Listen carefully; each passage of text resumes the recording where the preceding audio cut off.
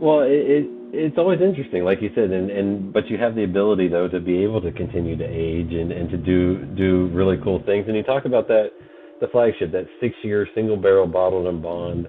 Can you talk a little bit about that? Why you ended up settling on that as the release and the flagship for y'all? Yeah, sure. So we felt like, just having the ball and the bond is such a it's such a stamp of approval. It's an honor. It sets the bar. Um, Uncle Sam makes sure you're doing what you say and saying what you do, that kind of thing. And it also, tells you that you're not sourcing your bourbon. Not that anything is wrong with that. I've tasted some really great, bourbon that has not been, someone's original mash bill. I mean, we almost did something like that, but for us, we were just doing my grandpa's mash bill, so there was really we truly felt like there was not another option, and we were really blessed to meet people that made that a possibility. It's not easy, like we were saying, a lot of money, a lot of time. But so bottled and bond for us was like a stamp, like, hey, you're not sourcing your whiskey. This is your grandpa's mash bill. It's over four. Yes, we waited till six. It's single barrel, which is not part of the bottled and bond stamp of approval. But and then also just our grains, like we our grains coming from one season, and then we produce in that same season. So for us, bottled and bond just kind of was a stamp of approval for us, but also, that we're kind of raising the bar and I don't know, make my grandpa proud. I don't know, that sounds silly, but just, it was really important for us that meant it was really good quality whiskey. And that was our flagship. And we don't do anything else. Like you said, we never source, but also like we didn't have free vodka, or a rum or some other juice just to kind of fill that void until we release it, which was a little painful. But that's okay. It's paid off. And then, and also just having one SKU, I think was a lot of, that was a lot of confidence or, a big, I think, step as far as a business decision goes. Because what people are like, have like the multiple SKUs on the shelf. But for us, we just did this. And it worked out really well. And then, so Sutton was my grandpa I told you about in the family tree. Paul is actually my husband and my son. Beautiful bourbon. And like I said, this is all about our family and it's all about tradition. So I couldn't leave my girl out. I have a daughter, and the first initial of her name is H. So the Heritage series was born. And it really was born because I said, I wanted to do something for my daughter very special. And as all of our baby girls, she's not a baby anymore, but Hmm. she always will be. So I had our head distiller select 25 of our best barrels, age 7 years old, because my daughter's our seventh generation. Her and my son would be our seventh generation. And he blended and bottled at cask strength. So we only did 25 barrels. That's not a lot. It's like, I don't know, 5,000-ish bottles, in our 10 states, and it flew off the shelf, Jonathan. We were like sold out before in a few months, which we were thrilled about. And then we have like this leather neck strap pierce. This is limited release. It's kind of a signature of ours. This is brown. I mean, this is green and this is brown. It's like a real cool signature piece. And so we did this, and it was so popular. We're going to actually do it again this year. It'll be an annual release. But when people say limited release, we truly mean it. Like we have a release once, maybe twice a year. We're considering doing an 8 year release for the end of the year, like for Christmas. And I mean, but nothing's in stone because we taste the barrels with our distiller and our team, and when she's right, she's right. Meaning like if we think it's a good release or we have some good barrels that we want to share. I mean, she's blended, so that's a little more forgiving. But every barrel is definitely goes through an extreme process of making sure the quality is right, especially with our single barrel.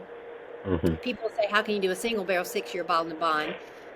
So if you were to line up a dozen barrels, a dozen little, Glencairns, and you poured a little, you might taste a difference. I mean, because no two are the same. That is true. But we have a very, very high quality control where You might tell a difference if they're lined up, but if you were to go to two of your favorite bars a mile apart and have, you would probably would not tell the difference because we're so consistent and our quality control is really one of the best. And we have a great team for that too. So but that's kind of how we ended up with the 6-year, the flagship, throwing it out, and then the 7-year, which is the limited release, really just became because I have to do something for my daughter, and then people are like, this blended 7-year-old cask, and the cask came out at like 113, or barrel strength was 113, just particularly on those barrels. But yeah, so we're things are happening just because I feel like they're meant to be, and we're just like rolling with it.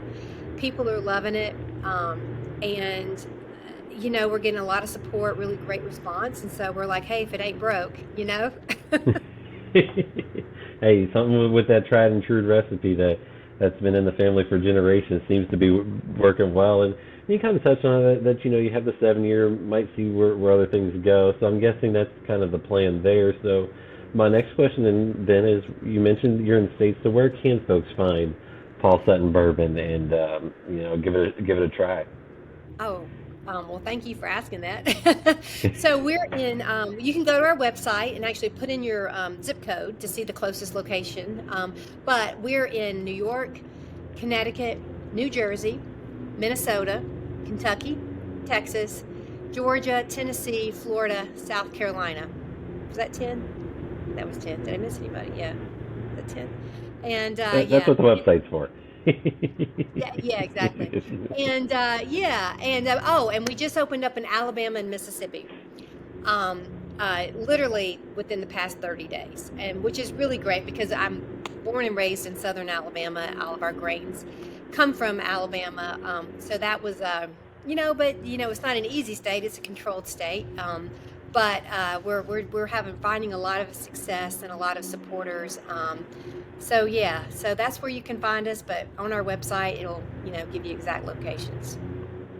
Well, and I'm sure as you've gone down this journey, you've learned so much, because it is a wild industry to be part of. But also, what folks may not also realize is you're one of the first women CEOs of a bourbon brand and creator of one. What's that been like to kind of have that and do all that? Oh gosh, fun, an honor. I mean, I don't know. I don't really think about it too much, just because, I like getting my hands dirty. I was actually, I'm in Connecticut right now, and I was in Atlanta, Georgia, and Alpharetta, Georgia, the northern part, just yesterday.